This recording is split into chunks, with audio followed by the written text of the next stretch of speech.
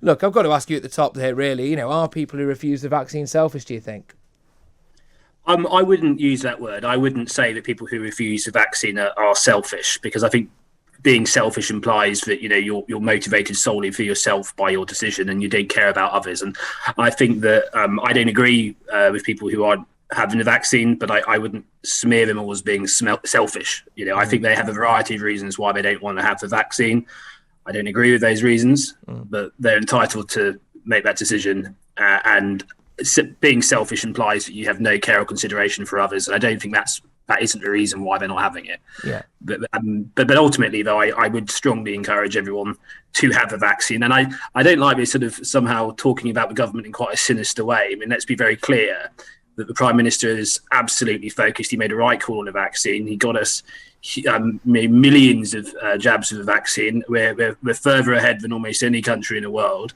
And that's because, fortunately, the majority of people have accepted the vaccine. So, we can talk about the vaccine in a really sinister way if we want to. Personally, I'm positive about the vaccine. That's why we're back on track and we can live our lives again. Yeah, well, I would hope so. I do hope so. But, at the same time, we still have obviously got this pingdemic. We've still got people coming back from abroad, getting pinged and forced to isolate. And I can understand why some people think, well, look, if I can get the jab, I can get double jabbed, and then I can still have to isolate, then maybe I'm not going to get it. I can kind of see that side of it. What's your take on the idea that some people say of like, look, hey, if you're not getting the jab, you stand a chance of killing people, right?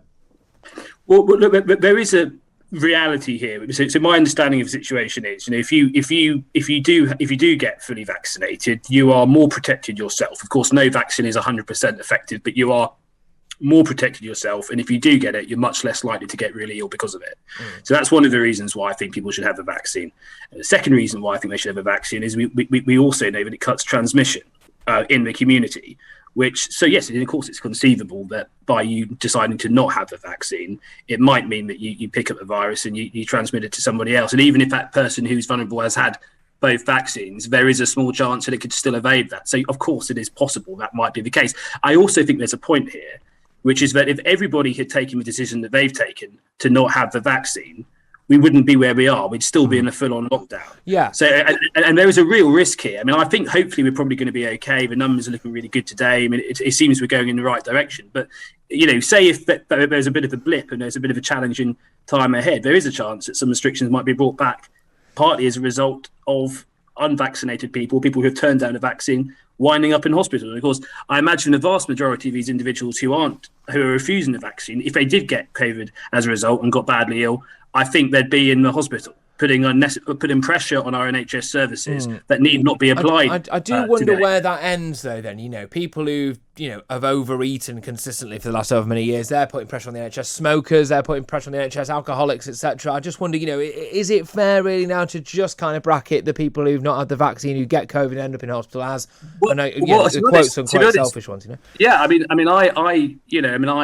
people who I wouldn't advise smoking. I wouldn't advise being a chain smoker. I wouldn't advise excessively drinking, and of course those decisions can end up putting pressure on the NHS that wouldn't have been pressure applied on the NHS otherwise. So, but I think we also have to show some appreciation for the difficulty of the government's position. They're in an incredibly difficult position. At the end of the day, the Prime Minister might not be getting everything right here to everyone's liking, but he is motivated by trying to get us through this crisis and get us back to normal. And frankly, the vaccine is why we are where we are. Yes, we can talk about a pandemic, which will hopefully be over on the 16th of August.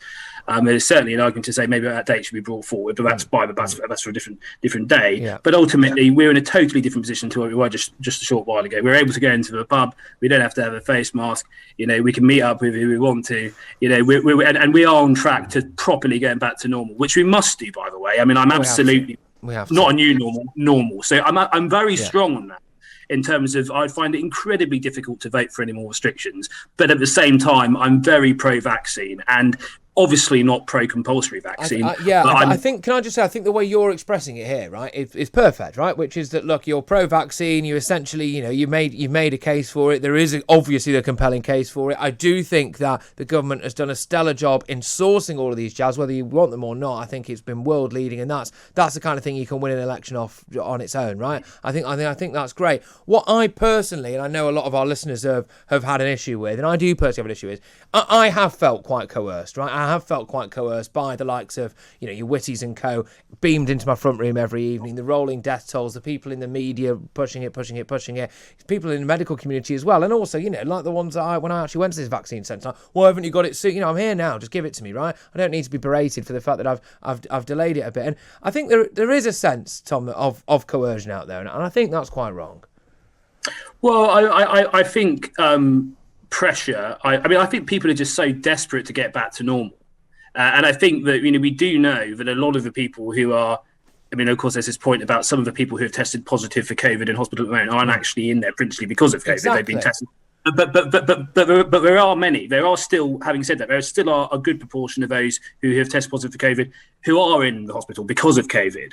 And a lot of those people have caught COVID because they didn't have the vaccine.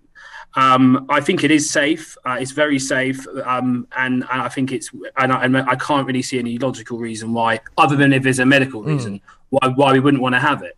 And I have to say, when it comes to sort of health and social care workers, if my 75-year-old man, he's had both of his vaccines, but as I said, it's not 100% safe. He could there's still a small chance he could get. But if my old man was in a care home and I had some social care worker flying around the care home who had turned down the vaccine and not had it, I wouldn't accept it. So I think it'd be contradictory of me to say that in relation to my own dad, but then not be prepared to vote for that in Parliament, which I did do.